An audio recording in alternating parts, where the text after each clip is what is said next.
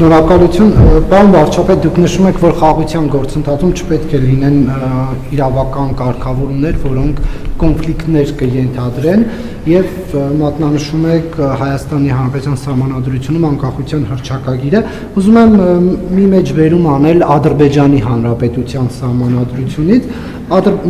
Նշված է Ադրբեջանի ժողովուրդը շարունակելով իր դարավոր պետականության ավանդույթները եւ հիմնվելով 1918-1920 թվականների գոյություն ունեցած Ադրբեջանի Դեմոկրատական Հանրապետության փորձի վրա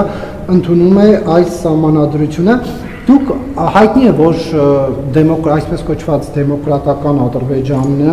տարածքային պահանջներ ուներ 18-20 թվականներին Հայաստանի Հանրապետությունից, Սյունիքը, Երևանը,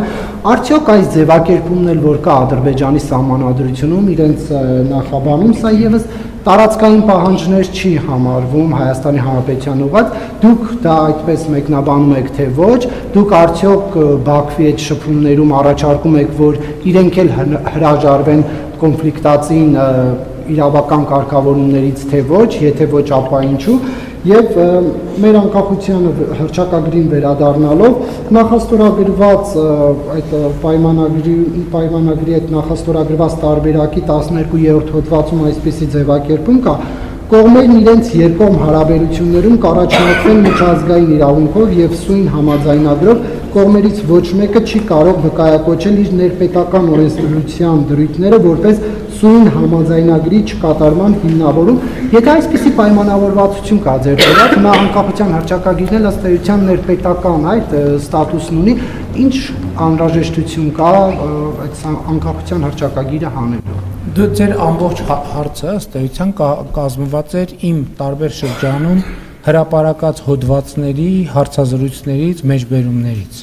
բայց ես էլի ուզում եմ ասել, որ անկախության հռչակագրի խնդիրը եւ մեր սահմանադրության խնդիրը մեր ներքին խնդիրն է, որովհետեւ դա անհրաժեշտ է մեզ եւ ոչ թե ուրիշներին մեզ աշխարհում ճիշտ դիրքավորելու համար։ Ես իմիջայլոց այդ թեմայով էլ առանձին անդրադարձ պատրաստում եմ, բայց ձեր հարցին ի պատասխան կասեմ, էլի ուզում եմ ընդգծել, որ անկախության հռչակագիրը ընդ որում հրապարակային տեքստ է, ձեզնից յուրաքանչյուրը դա կարող է կարդալ, վերլուծել եւ կարող է անել նույնիսկ հրապարակային։ Դա ոչ թե անկախության հռչակագիր է, դա կոնֆլիկտի հռչակագիր է եւ արդյունքում կախվածության հռչակագիր է։ Ինչու՞։ Որովհետեւ երբ որ դու պատկերացրեք, դուք տեղափոխվել եք նոր բնակարան եւ ապրում եք մի ընդհանուր հարթակում եւ սպառնում եք ձեր եւ դիմացի եւ կողքի եւ հետեւի եւ մյուս կողքի հարևաններին այդպիսով հռչակելով նաեւ անկախություն։ Դա ինչ է նշանակում։ Ոնց է այդ սպառնալիքների պայմաններում ապրելու այդ միջավայրում միայն ու միայն արտաքին օգնության, այսինքն միայն ու միայն արտաքին օգնություն ակնկալելով։ Իսկ արտաքին օգնություն ակնկալելը ձեզ դնելու է շարունակաբար մեծացող, ահագնացող կախվածության մեջ նրանից կամ նրանցից, ումից այդ օգնությունը ակնկալում եք։ Եվ հետևաբար անկախության հռչակագիրը կոնֆլիկտի եւ կախվածության հռչակագիր է, եւ ես առաջիկայում գուցե նաեւ տեքստի վերլուծությամբ ցույց կտամ այդ ամեն ինչը, բայց ելի ուզում եմ ասել, որ սահմանադրությունը եւ այս խոսակցությունը մեզ է պետք։ Դա մեր ներքին օրակարգի հարց է։ Մենք դա արտաքին որևէ ուժի հետ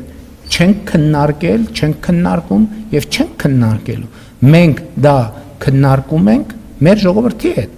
որովհետև ես նաև առիթներ ունեցել եմ ասելու, նույնիսկ երթևեկության կանոնների օրինակը բերելով օրինակ, թե երբ որ մենք ասում ենք ով մարդկային արդարություն, թող որ մենք ես թքեմ քո բաց ճակատին, այդ շատ լավ ասում ենք, բայց երբ որ մենք անընդհատ վրա երթենք ենթարկվում, մենք մեզ հարց պիտի տանք, իսկ կարող է դրա պատճառն որ մենք գտնվում ենք փողոցի երթևեկելի մասում եւ չգիտենք փողոցի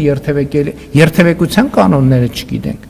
եւ չգիտենք հետիոտնային անցումի գործառնական նշանակությունը եւ լուսացույցների գործառնական նշանակությունը։ Այդ համատեքստում է, որ ես ասել եմ եւ ցավոք արձանագրել եմ, որ աշխարհը շարունակում է մեզ համար լինել անծանոթ վայր եւ ես հարկ եմ համարում եւ ընդ որում ես չեմ ասում դա ձեր մասին կամ ուրիշների մասին, ես ասում եմ մեր մասին, բոլորիս մասին, ներառյալ ինձ, որպես մեր հավաքական խնդրեմ եւ ես որպես Հայաստանի Հանրապետության վարչապետ, որպես կառավարության եւ երկրի ղեկավար հարկ եմ համարում այս ամենի մասին կիսվել մեր ժողովրդի հետ եւ ոչ միայն կիսվել, այլև լուծումներ առաջարկել եւ այդ ամենը հենց այդ համատեքստում է։ Ես ձեր առաջին հարցին էլ պատասխանեցի։ Ասացի, որ դուք ինչ որ մեջ բերեցիք, դուք մեջ բերեցիք իմ նախկինում գրած հոդվածներից։ Ես 4-5 լսեք, ասում եմ, ես 4-5 հոդված եմ գրել այդ թեմայով։ Ես 4-5 հոդված եմ գրել այդ թեմայով եւ դուք ընդամենը ինձ եք մեջ բերել, դուք ուրիշ բան չեք արել։ Եվ ես ձեր ասում եմ, դուք մեջ բերեցիք իմ հոդվածներից։ Ես այդ հոդվածներում իմ գնահատականը տվել եմ։ Դուք իմ հոդվածներից եք։ Գիտեք ինձ այն ինչ որ գրել եմ։ Այսինքն ես ձեր քմահաճույքով պետք է ինչ որ բան կրկնեմ, ես կրկնելու անհրաժեշտություն չեմ տեսնում։ Այսինքն դուք երկրի վարչապետի առաջ կանգնած եք, ասում եք դե կրկնի։ Ինչ որ ասել եմ, հարգելի պարոն Կիրակոսյան։ Եվ ձեզնից էլ չեմ ակնկալում, որ ձեր հարցը կրկնեք, որովհետև ես միանգամից հասկանում եմ։ Շնորհակալություն։ Պարոն վարչապետ, պարբերաբար ահազանգ ենք ստանում դատական դեպարտամենտի աշխատակիցներից